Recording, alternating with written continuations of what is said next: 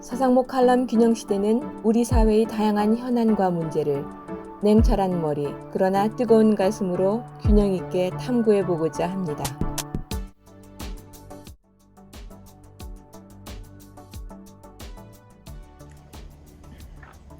오늘 다룰 주제는 이제 정치도 플러스엄 게임이 되어야입니다. 우선 이 주제를 선택한 배경부터 설명해 주시기 바랍니다.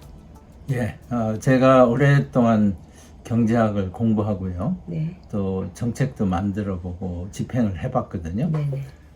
그 과정에서 배운 가장 중요한 것은 시장 경제는 플러스섬 게임이라는 겁니다. 네.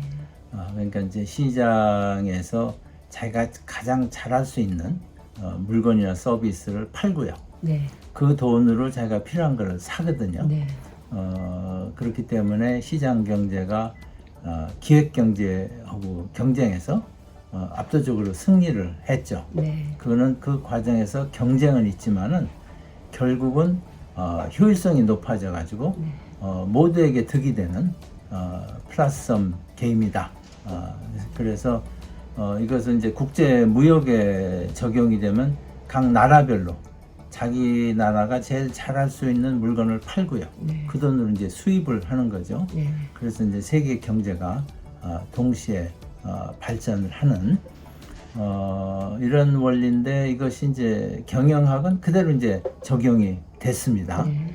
그래서 경영학에 코피티션이라는 단어가 있습니다. 네. 우리가 번역을 하면 협력적 경쟁인데요. 네. 기업이 치열하게 경쟁을 하지만 또 협력을 같이 하는 거죠. 네. 그래서 이제 그 분야를 키워놓고 네. 그리고 그거를 이제 누가 많이 가져가는 경쟁을 해서 가져가는 거죠. 네. 그리고 이제 그런 개념만 있는 게 아니고 또 경영 이론에는 이해 당사자 이론이라고 해가지고요. 네. 스테이크홀더 시어리라고 그러는데 기업을 경영하는 데 있어서 주주이익만이 아니고요. 네.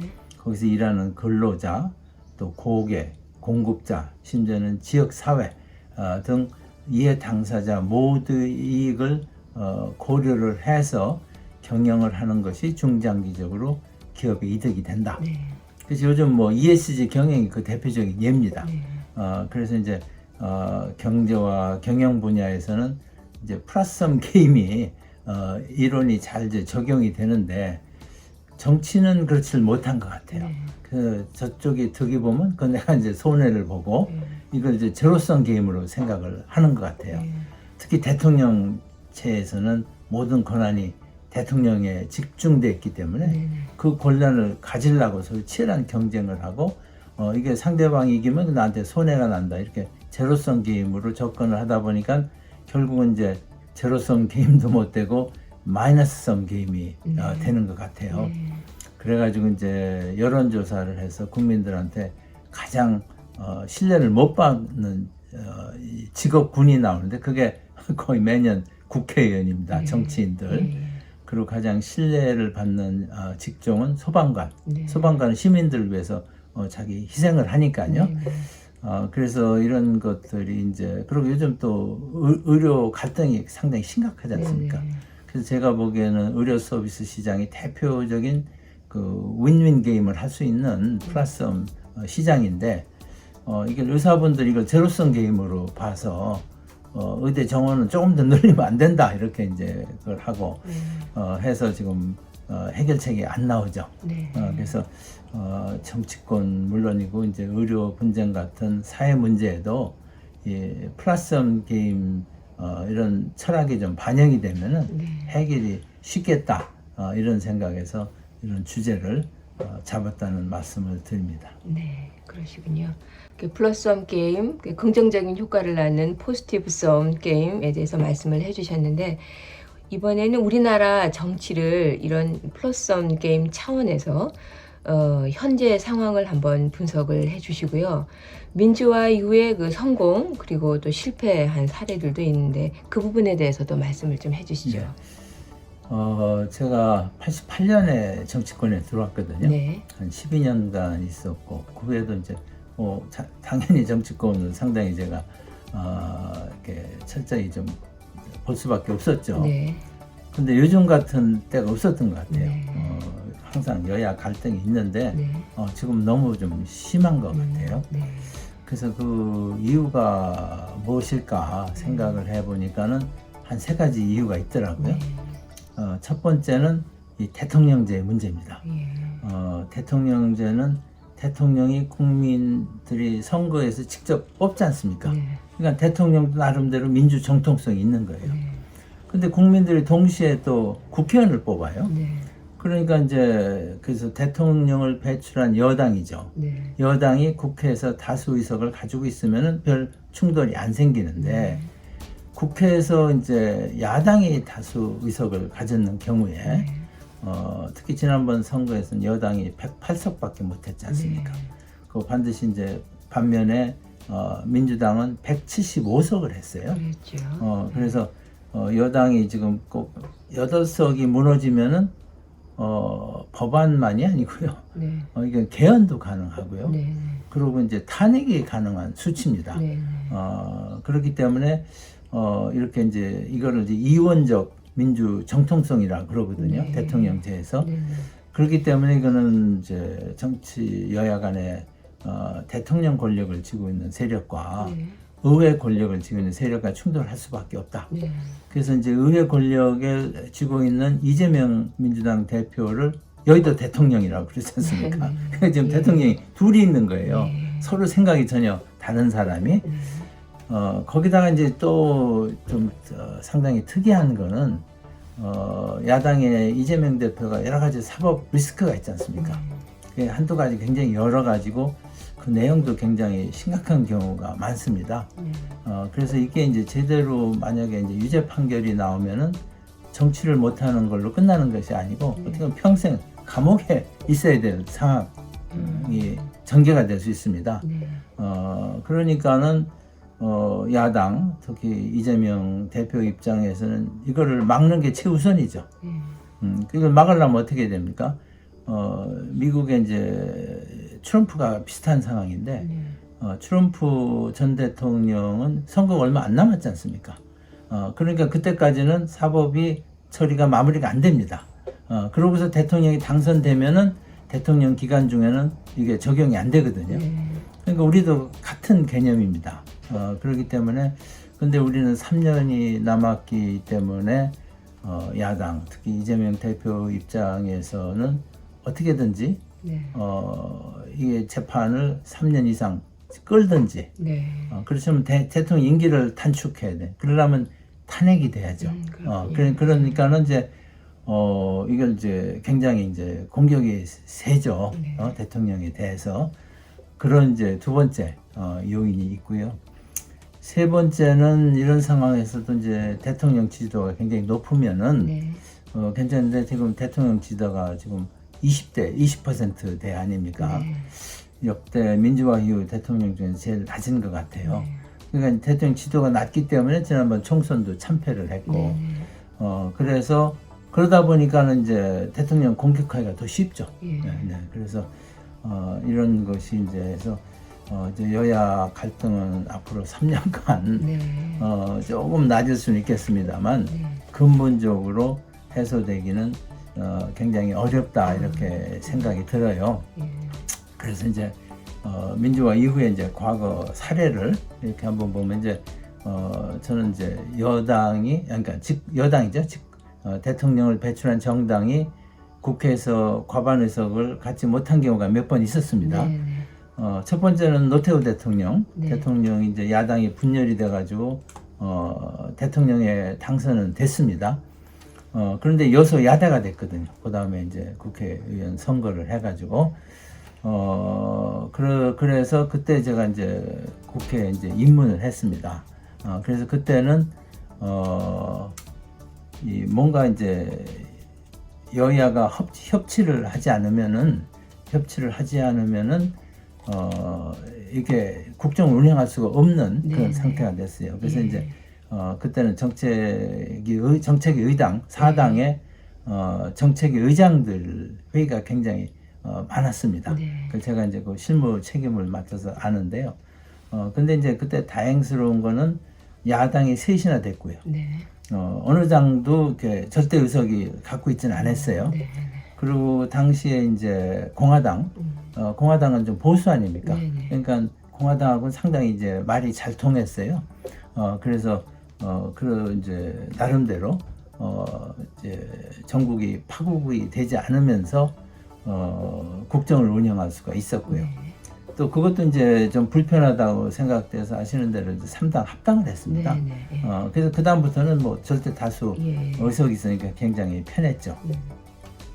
그 두 번째로 이제 여당이 과반 의석을 갖지 못한 때가 97년 김대중 대통령이 당선됐지 않습니까? 네. 그때 제가 이제 한나라당 국회의원을 했는데 국회 다수 의석은 우리가 있었거든요. 네네. 그러니까는 그때 제 기억이 납니다. 김종필 씨를 총리로 네네. 그때는 이제 국회 인준 전에 임명할 수가 있었어요. 네네. 그래서 그 대신에 설이라는 게 붙어 있었죠. 네. 그래서 김종필 씨가 총리 설이로 했는데 그 이제 국회 비준을 봤는데 저도 그때 저 표결에 참여를 했습니다만 한나라당이 이제 그걸 인준해 줄 리가 없죠. 그러니까 인준이 안 될 것 같으니까 여러 가지 뭐 이유를 대 가지고 표결을 중단을 시켰어요. 네. 그러고서는 그 투표함을 열질 않았습니다. 네. 그러고서는 이제 뭘 했냐면 인위적인 정계 개편을 했어요. 그 이해창 주변 인물들 11명에 대해서 체포 동의안이 나오고 네. 그래가지고 한 30명 정도 한나라당 국회의원이 김대중 당이나 김종필 씨 당으로 공동 여당으로 이렇게 갔습니다. 네. 그래서 정계 개편을 해서 과반을 이루어 가지고 네. 그때 다시 이제 총리 서리에 대한 임명 동의하는 투표를 해서 그때는 가결이 됐죠. 네. 그래서 두 번째는 인위적인 정계 개편, 네. 첫 번째는 3당 합당이라는 정계 개편으로 이걸 돌파를 했고, 그래서 세 번째가 지금입니다. 네. 지금인데 이게 이제 그 인위적 정계 개편할 힘이 없어요. 네. 지금 이제 네. 대통령이 지지도도 낮고 네.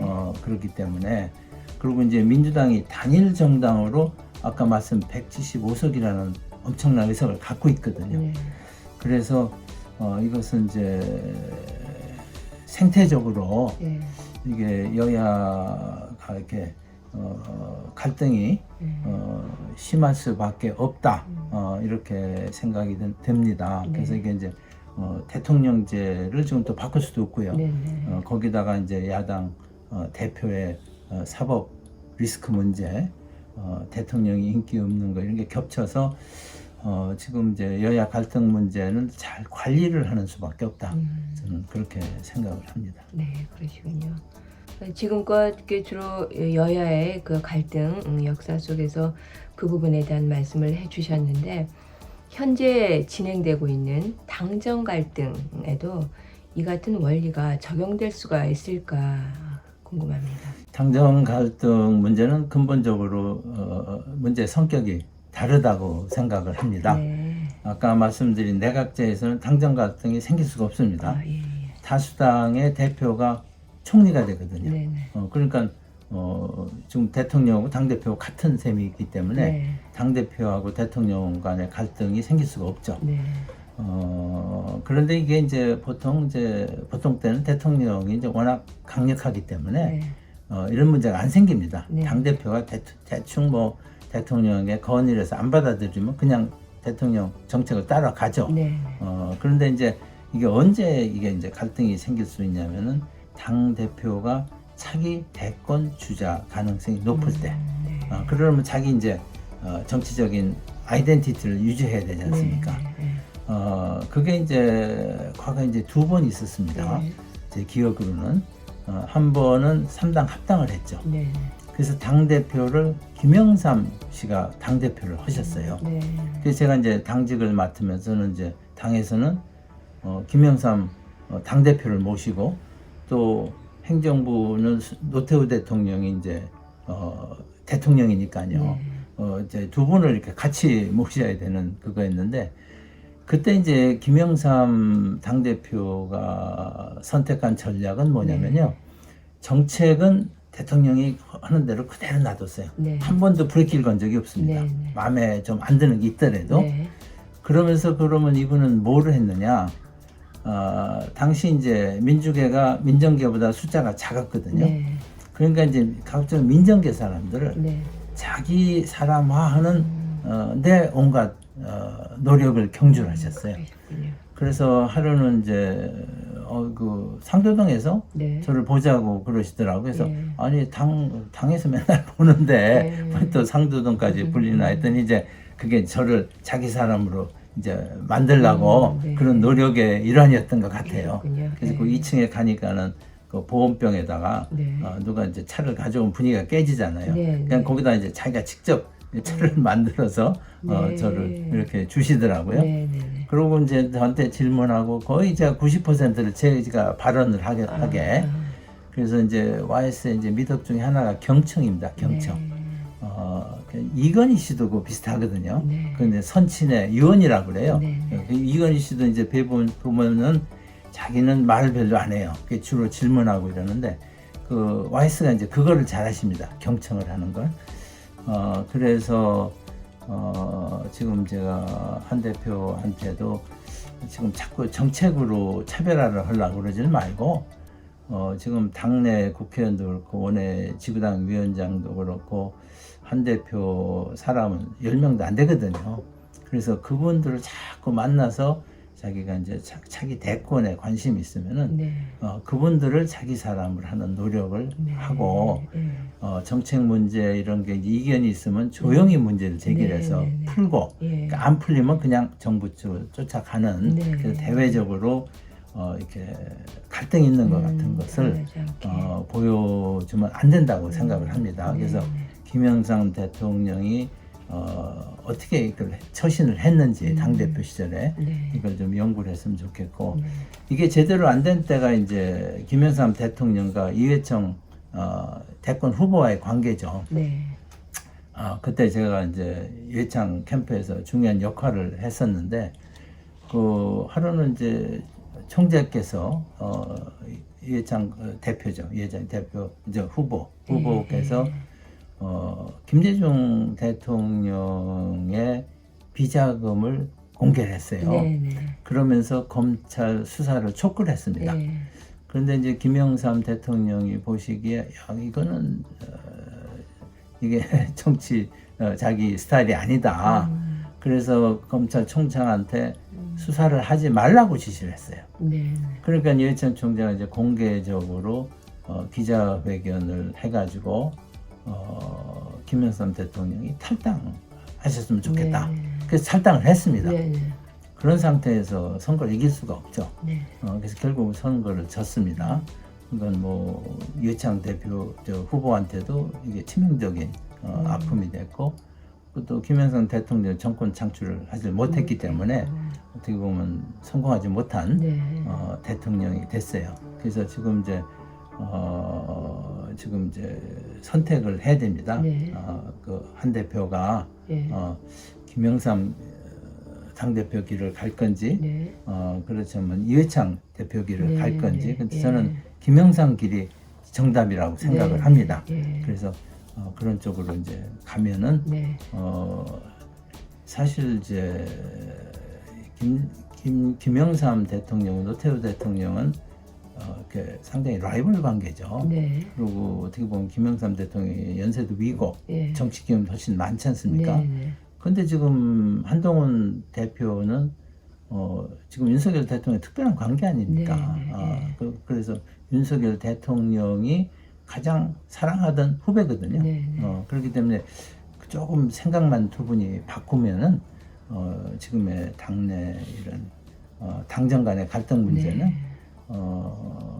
잠재울 수 있다. 저는 그렇게 생각으로 그렇게 해야 된다. 네. 네. 그렇게 건의를 하고 싶습니다. 네. 그러시군요. 알겠습니다.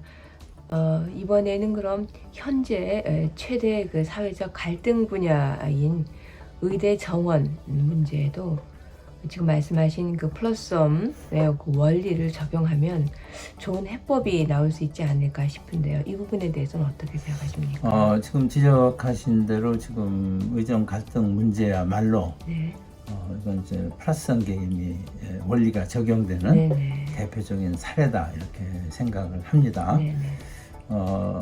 지금 이제 경제 교과서에 상급제라는 개념이 있습니다. 예. 영어로 superior good이라고 그러는데 그건 뭐냐면은 예. 소득이 이제 10% 늘면은 수요가 10%만 느는 게 아니고 한 20% 느는 거죠. 네.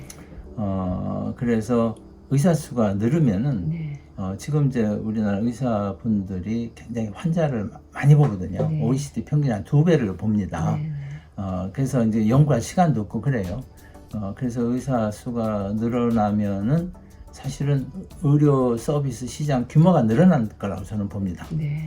그래서 국민들이 더 나은 의료 서비스를 받겠죠. 그리고 지금 이제 의사들이 부족을 해서 그 피해를 의사분들이 보고 있습니다. 네. 제가 생각에는. 네. 왜냐하면 R&D도 못하고 환자 보기에 바쁘거든요. 네.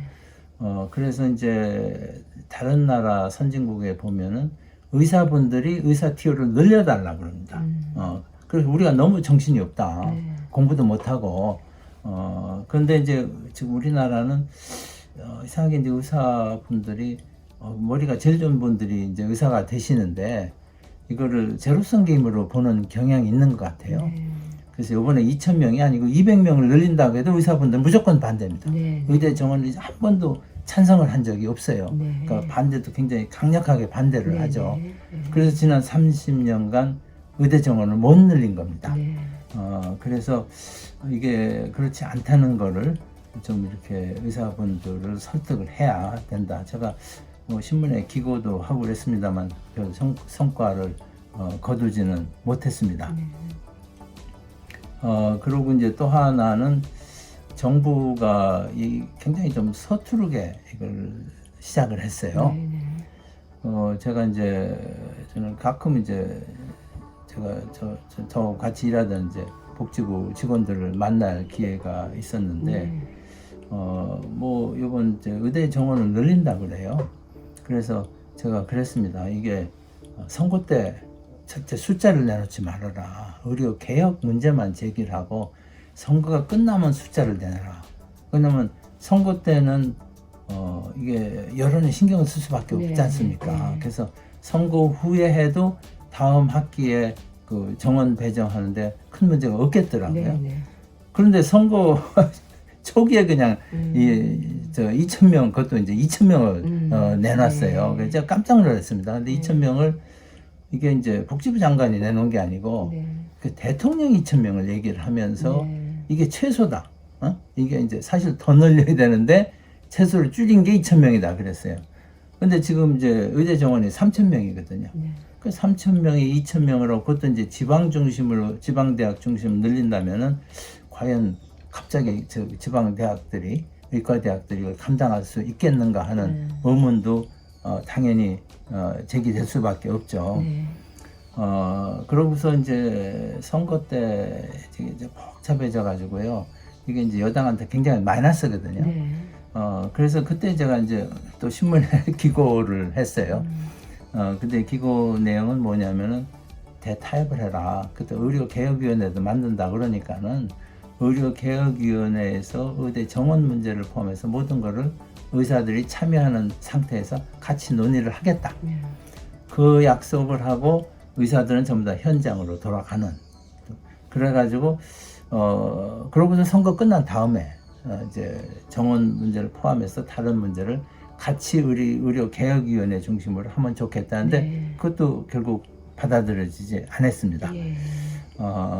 그래서 굉장히 이제 그 정부가 이거를 서투르게 굉장히 민감한 문제를 네. 다뤘다. 예. 그리고 또 하나는 이제 아까 말씀드린 의사분들이 굉장히 이제 이걸 제로섬 게임으로 보는 그래서 한 명도 늘리면 안 된다. 네. 뭐 이런 예. 그런 건데 이런 거를 제가 장관할 때는 한 200명 정도 그냥 교육부 장관하고 조찬하면서 합의를 해가지고 청와대는 사후 보고를 하고 네. 추진을 한 적이 있거든요. 네, 네, 근데 그게 이제 된 거는 제가 이제 의대 정원만이 아니고요. IT다 하면 BT라고 생각을 해가지고 이 BT 분야를 정부가 적극적으로 이제 육성을 하는 그런 계획을 가지고서 오송의 생명과학단지도 만들고 여러 가지 메디컬 리서치 R&D 예산 항목도 새로 만들고 뭐 이렇게 했습니다. 그래서 그렇게 이제 그걸 먼저 했어 사실은. 그렇기 때문에 제가 이제 의대 정원 그것도 한 200명 정도밖에 안 된 걸로 생각했는데 하여간 그걸 내놨을 때 의료계가 큰 반대를 하지 않고 그걸 받아들였습니다. 그래서 지금도 오늘 이제 저 신문을 보니까는 의료 문제에 대해서 여당, 야당 그리고 정부 거기에 이제 의료계까지 해서 이제 합의를 무슨 위원회를 만들면 좋겠다. 요거를 이제 한동훈 국힘당 대표가 제안을 했는데 그걸 야당도 받아들이고 대통령실도 이걸 받았어요. 그래서 이제 의료계가 이것만 받으면 뭔가 좀 실무가 풀릴 것 같은데 제발 좀 의료계에서 이거를 받았으면 좋겠습니다. 지금 이제 의사분들도 굉장히 지금 지쳤을 거예요. 그리고 국민들도 지쳤거든요. 그래서 이런 상태가 지속되면 의사도 손해, 국민도 손해, 정부도 신뢰성이 엉망되고 정치권도 당신들 뭐 하느냐 국민으로 이제 비판을 받고 해서 그냥 마이너스 게임도 엄청난 마이너스 게임이죠. 의사분들이 국민의 목숨을 거하지 않습니까? 그래서 이번 이렇게 새로운 또 돌파구가 열렸으니까 이거를 좀 마지막 기회로 생각을 하고 의료계에서 적극적으로 참여를 하셔서 정부하고 이렇게 머리를 맞대고 해서 좋은 모두가 윈윈할 수 있는 의사도 윈윈하고 이 국민들도 윈윈하고 또 정부와 정치권 모두가 윈윈할 수 있는 대책에 합의를 하기를 기대해 마지 않습니다. 네, 그렇군요. 지금 녹화를 하는 오늘이 2024년 이제 9월 7일인데요. 이제 그 의료 대란에 대한 그 방향성에 대해서 그 신문에도 언급이 되고 그랬지만 우리가 느끼는 응급실 문제 등 이런 것들이 상당히 이렇게 지금 곤란하게 진행이 되고 있는데 이런 핵심 의제가 원래 의대 정원에서 긴급 의료 체계 문제로 옮겨지고 있다는 생각이 듭니다. 이에 대해서는 어떻게 생각을 하십니까? 그 의료 대란이 나면서 뭐 여러 가지 문제가 발생하고 있는데 그중에 가장 사람들이 이제 피부로 느끼는 게 긴급 의료 체계입니다. 그렇죠. 예전에 뭐 어떤 분이 이제 요새 이제 무슨 사고가 발생하면은 이게 굉장히 겁이 나는 거죠. 그렇죠. 이제 응급실 사정이 안 좋으니까 웬만한 환자는 다 이제 거절을 하는 거예요. 그래서 또 의사진들에 대한 책임 소재도 있고 하니까. 그 예전에 뭐 김종인 전 대표가 얼굴을 다쳐가지고 119를 불렀더니 1시간 반을 앰뷸런스에서 기다렸대요. 그래서 한 20몇 군데를 그 사람들이 연락을 하는데 간신히 어디 가가지고 이제 그걸 하셨다고 그러는데 이게 이제 남의 일이 아니죠. 우리 모두가 이제 닥치는 문제이기 때문에 곤란합니다. 특히 이번에 이제 추석 연휴가 있지 않습니까? 추석 연휴에는 뭐 연휴가 긴데 응급실이 더 이제 사람이 없겠죠. 그래서 여러 가지 이제 대책을 이제 강구를 해야 된다. 그리고 대통령도 이제 응급실을 가보고 한동훈 대표도 가보고 뭐 지금 비상이죠. 그래서 갑자기 이제 의료 정원 문제가 더 뜨거운 발등에 불인 응급의료 체계로 이렇게 옮겨간 것 같아요. 근데 제가 좀 감회가 깊은 게 제가 장관 시절 그때는 지금보다 더 형편이 없었어요. 응급의료라는 개념이 없었어요. 그래서 이제 그때는 이제 응급실이 도떼기시장 같았습니다. 막 바닥에 이렇게 침대가 없으니까 바닥에서 막 놓고 근데 왜 그러냐면은 큰 병원에 입원실을 구하기가 굉장히 어려웠어요. 그래서 응급실로 가가지고 거기서 며칠을 버티면은 이제 우선적으로 그걸 주니까요. 그래서 제가 이제 오죽하면 이제 김영삼 대통령을 모시고 서울대학병원 응급실을 갔습니다. 그래서 이제 그 서울대학병원에 부탁한 거는 평상시 그대로 보여주는 게 목적이다. 그러니까 대통령 오신다고 손을 쓰지 마시라. 그래서 갔더니 뭐 형편없어요. 그래서 이제 대통령께 그걸 보여드리고서 내가 이걸 좀 근본적 개선책을 만들겠다. 네. 이렇게 말씀을 드리고 어디가 이제 응급의료 체제가 제일 잘 됐나 봤더니 미국의 메릴랜드 주랍니다. 네. 그래서 메릴랜드 주는 인구가 500만 명밖에 안 되는데요. 네.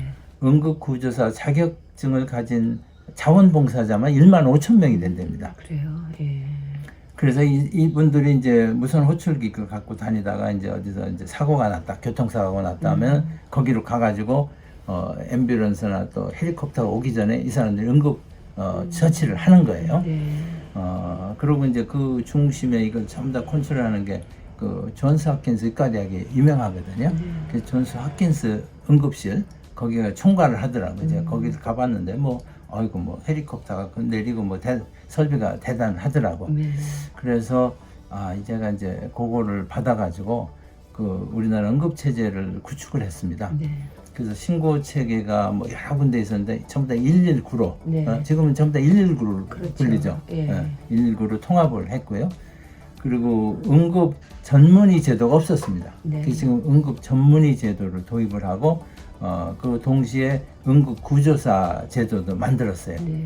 그래서 이제 일반인도 메릴랜드 같이 100시간 이상 교육을 받으면은 2급 구조사 자격을 이렇게 주고요.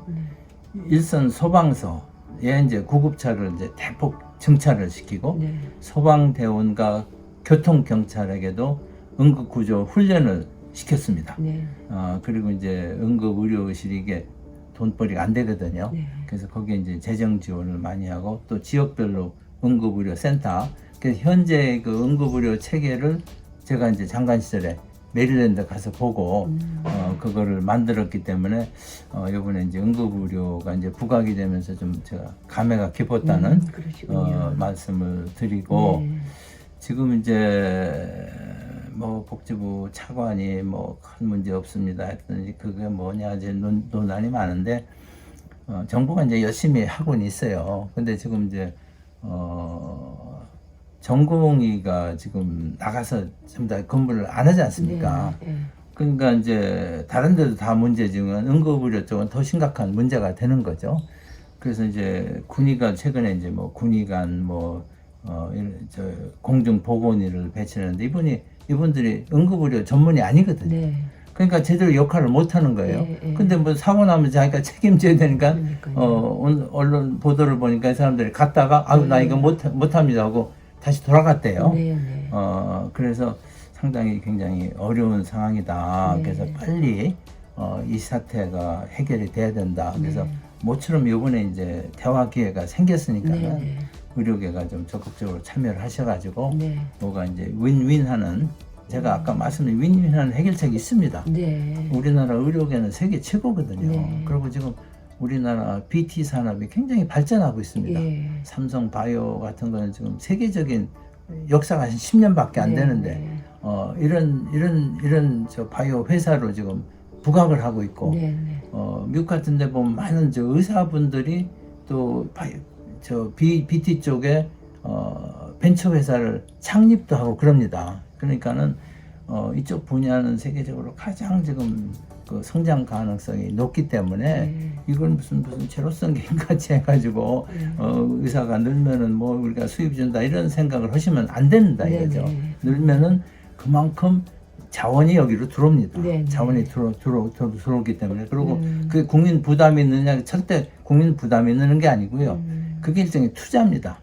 투자이기 때문에 예를 들어서 바이오 벤처가 많이 생겨서 성공을 하면은 그게 전 세계를 진출하면 대한민국 경제 발전에 크게 기여를 하는 거죠.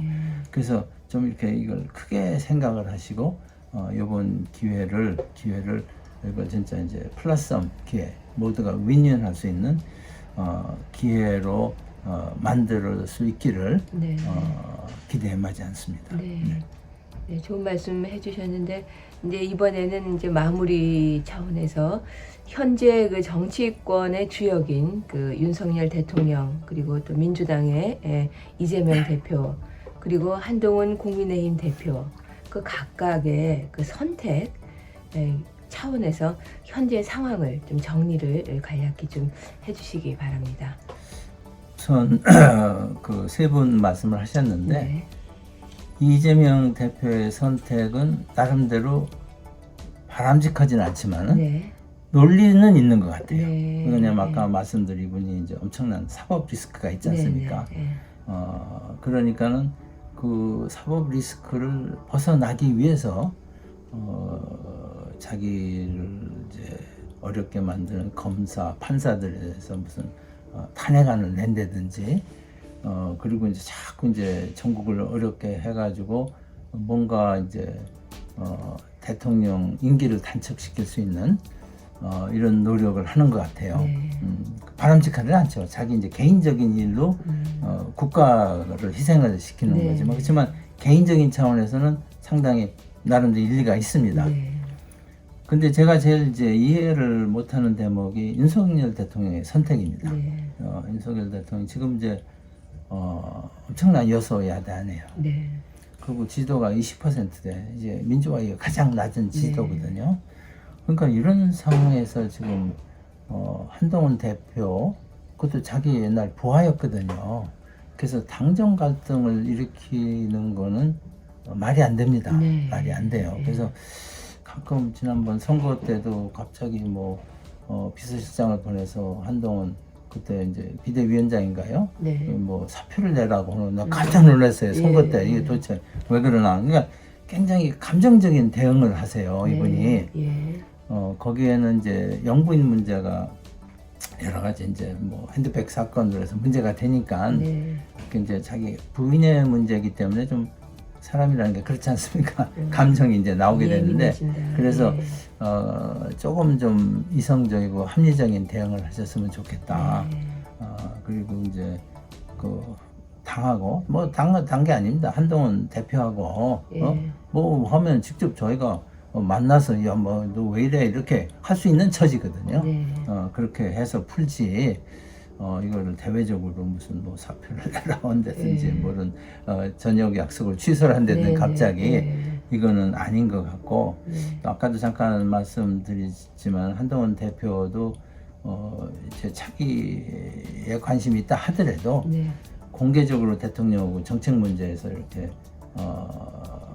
선을 달리하는 충돌을 보이는 거는 바람직하지 현명하지 않은 것 같아요. 그래서 아까 말씀드렸는데 YS식으로 네. 필요하면 얘기를 하죠. 네. 비공개로 얘기를 하고 네. 네. 그게 이제 서령 안 받아들였다 하더라도 대외적인 네. 갈등은 안 일으키고 그 대신에 이제 당내 여러 자기 세력을 만들고 하는 네. 그런 쪽에 이렇게 초점을 맞추면은 당정 갈등 문제는 상당히 이제 해결될 수 있다 이렇게 생각이 네. 들고요. 예. 제가 끝으로 말씀드리고 싶은 것은 지금 이제 여야 갈등이 대통령제에서 기인한 바가 굉장히 크거든요. 네. 네. 그래서 이제 개헌 얘기가 뭐 개헌이 쉽지는 않은 문제입니다. 네. 그래서 개헌을 만약 하게 되면은 네. 우리나라는 미국식 뭐 정부통령제를 하자 그런데 미국이 정부통령제인데 갈등이 한국보다 심하면 심하지 덜하지 않거든요. 네. 네. 그래서 그거보다는 국무총리를 국회에서 선출을 하는. 네. 그러면 내각제 수상하고 비슷한 게 되는 거죠. 네. 그래서 이제 개헌을 해서 국무총리가 사실을 내치를 총괄하고 네. 대통령도 직선으로 선출되지만 대통령 국가를 대표해서 국방과 외교만 맡는 이런 식으로 개헌을 하면은 대통령제와 내각제의 장점을 다 이렇게 네. 아우를 수 있다고 생각이 네. 돼서 만약에 개헌을 하게 된다면은 네. 그런 개헌을 고려를 할 것을 건의를 드립니다. 네, 오늘도 깊이 있는 조언과 또 분석 잘 들었는데요. 정말 들으면서 모두를 위한 플러스엄, 긍정적 효과의 포지티브 게임은 있다는 것을 먼저 믿고 상호 협력했으면 좋겠다 이런 생각도 들게 됩니다. 오늘도 좋은 말씀 감사합니다.